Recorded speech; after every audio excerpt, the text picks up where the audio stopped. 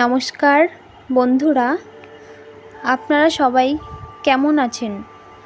পুরাণ বাংলা কথা চ্যানেলে আপনাদের সবাইকে স্বাগতম জানাই।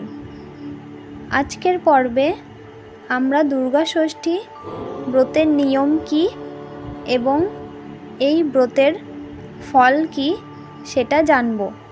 দুর্গা ষষ্ঠীর ব্রত বা বোধন ষষ্ঠীর ব্রত, এই ব্রত বাংলার হিন্দু সমাজের একটি অশাস্ত্রীয় মেয়েলি ব্রত। মূলত মেয়েরা তাদের সন্তানদের মঙ্গল কামনায় এই ব্রত পালন করে থাকেন। আবার রমণীরাও সন্তান প্রাপ্তির আশাতেও এই ব্রত পালন করে থাকেন।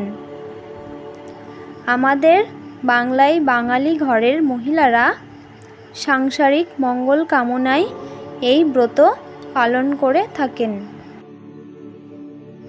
এটি আশ্বিন মাসের শুক্লা ষষ্ঠীর শারদীয়া দুর্গা ষষ্ঠীর বোধনের দিনে মহাষষ্ঠীতে হয়ে থাকে। এই ব্রত কিভাবে পালন করা হয়?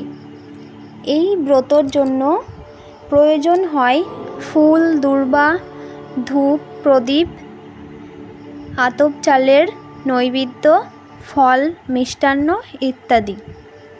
আশ্বিন মাসের শুক্লাপক্ষের ষষ্ঠীর দিনে সন্তানের মায়েরা এবং যে সকল রমণীরা সন্তান প্রাপ্তির আশায় আছেন তারাও এই উপোস দিনের বেলা করে থাকেন। ষষ্ঠী পুজো করেন এবং ব্রত কথা সম্পূর্ণ করে পূজা শেষে প্রসাদ গ্রহণ করেন।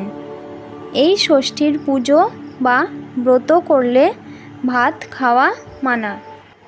ভাত খেতে পারবেন না, ভাতের বদলে আপনারা অন্যান্য খাবার খেতে পারেন এবং রাত্রিবেলা ফল মূল এইসব খেয়ে থাকতে পারেন। অবশ্যই আহার করার আগে ব্রত কথা শুনতে হবে। বন্ধুরা, আজকের পর্ব এই পর্যন্তই। আবার পরের পর্বতে দেখা হবে। ততক্ষণ পর্যন্ত আপনারা ভালো থাকুন, সুস্থ থাকুন এবং পুরো ভিডিওটি দেখার জন্য আপনাদের সবাইকে ধন্যবাদ।